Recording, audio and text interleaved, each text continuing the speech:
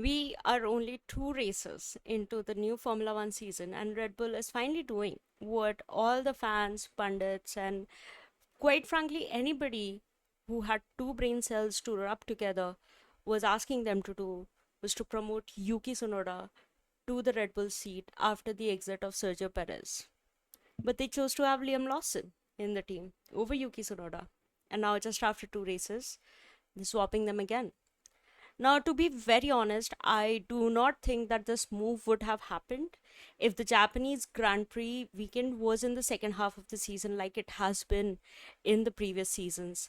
A lot of it has to do with the fact that Honda has been very keen on having the home hero, Yuki Tsunoda, in the Red Bull seat. Apparently, rumors suggested that Honda offered an additional 10 million to Red Bull for putting Yuki into the Red Bull seat at the end of last season, and reports also suggest that they might have done it for this swap as well. So a lot of it has to do with the fact that there are going to be marketing events in Japan, and having Yuki being in the main Red Bull team.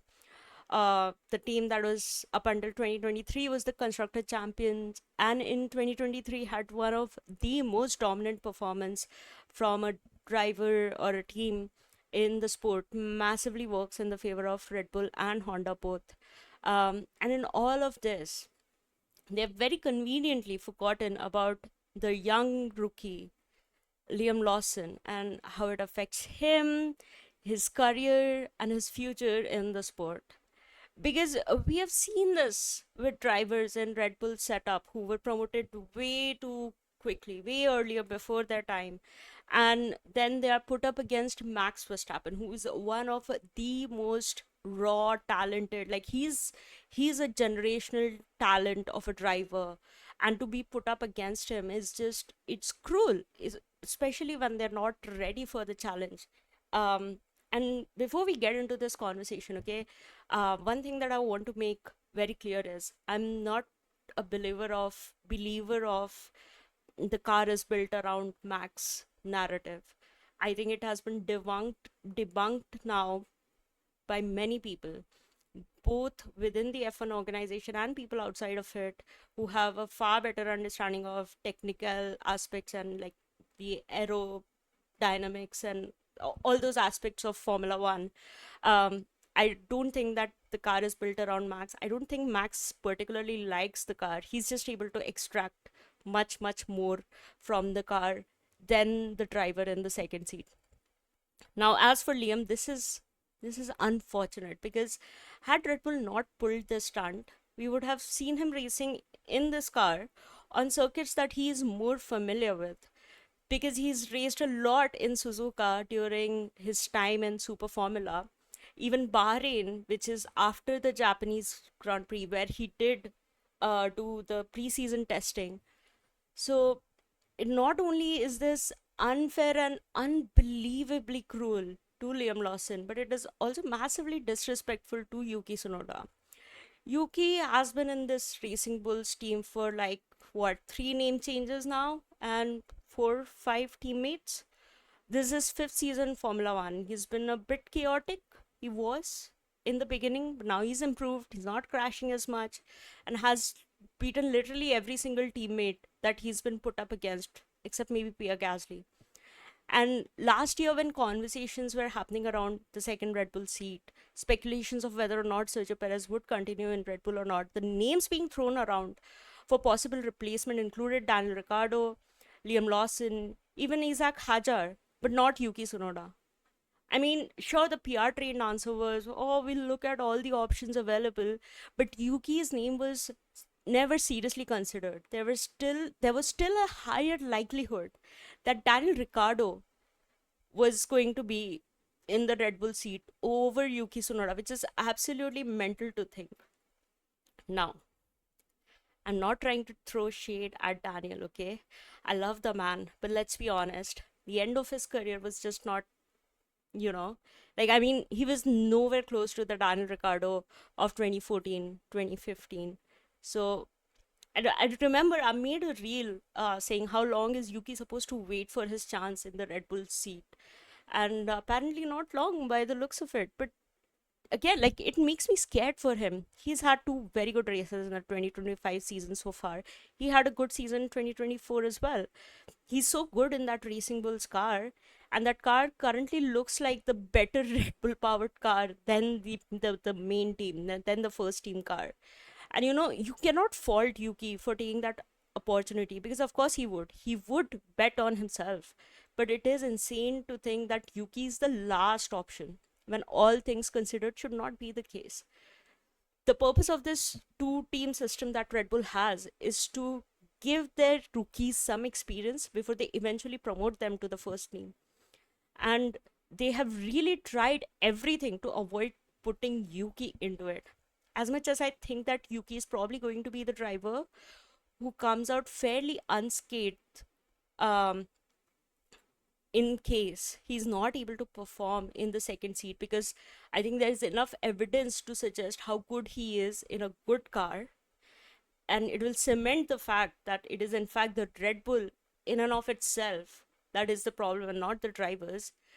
But if it happens, if Yuki is not able to perform, it might give an opportunity to Helmut Marko and Christian Horner to justify why it took them so long to promote Yuki Tsunoda to Red Bull. And in all of this, I want to know, how are Red Bull higher ups, like the people who are above Christian Horner and Helmut Marko, not looking at this and going, like, what the fuck? What the hell is going on? How do these two still have their jobs? I mean, I think they do have some credit in the bank, okay? They both have been at the team and have been a crucial part of the success that Red Bull has seen, with Sebastian Vettel and with Max Verstappen, and like in good times and bad. So like, so Sebastian Vettel dominance, then there was the Mercedes dominance era, and then again with Max Verstappen from 2022 onwards was again a period of dominance that we saw, and both of them have been there. So I can understand that if they both were to get fired, it might look like, oh my god, it was such a snap judgment. But I can make a case for the other side, because how have these two, who have shown it time and again, in good times and bad, how ruthless and effective and impressive they are, have fucked it up so bad? Because this is just not the only thing that has gone wrong. There have been so many key personnel who left the Red Bull uh, team last year. Adrian Newey being one of the biggest names amongst them. And then the car development in 2024, like I think last year when they finally admitted that they took a wrong turn, was it in 2023 or 2024 around Imola, Barcelona time, that the update was bad, and then just spiraled downward since then. The entire way that they handled the Daniel Ricciardo saga, both the Red Bull teams, and even with Liam Lawson, there are reports that suggested that he found out about his demotion through social media. Now, I do not know if that is true, but I wouldn't be surprised if it was. So, all this to say that Red Bull has gone from being one of the most efficiently run teams to an absolute managerial shit show, and the people responsible for such decisions are still in their jobs, while they have literally destroyed so many driver careers. Because if you look at the stories of all of these drivers and listen to how they got into racing, what their families and they themselves sacrificed to get into racing, to reach till Formula One, and to finally get that opportunity, and only to be cast aside without any due consideration or with such haste.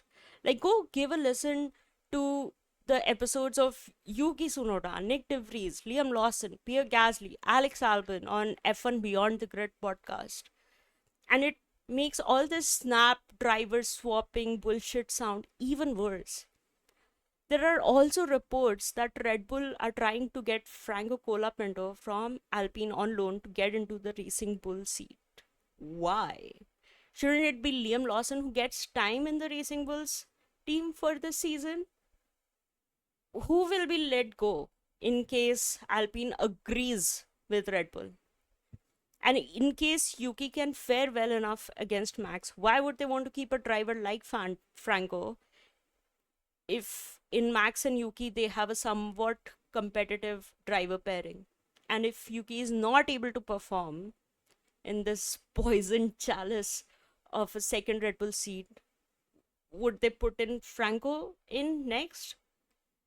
When will Red Bull just accept that this is the car and that they're lucky to have Max Verstappen in the team who's driving the wheels off of that car? There are reports that suggest that Max Verstappen has clauses in his contract which enable him to leave if Red Bull don't win the constructors or don't provide him with a competitive car, and reports are that he might leave for Mercedes. But Mercedes already have George Russell and Kimi Antonelli, who's doing good enough uh, by a rookie standard in that car. Or maybe he replaces Fernando Alonso in 2026 at Aston Martin. Who knows?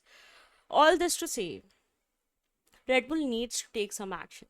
The way that they have acted with these young rookies is absolutely abhorrent. Just because they've invested in them, just because they've given them opportunities in junior formulas, does not entitle them to play with their careers like this. I hope Liam Lawson is able to keep his head high. I hope it does not shatter his confidence much. And I hope that Yuki is able to perform better in the car. Red Bull has always had this reputation of being ruthless and cutthroat with their drivers. It's very sink or swim, but I think that it has gone on long enough. Look at how long it took for Alex Albon and Pierre Gasly to bounce back from these snap judgments made that really derailed their careers. Pierre spent way more time than it was warranted in that second team, even got his first win there. But he was either never considered for the Red Bull seat again or was reluctant to subject himself to such humiliation again.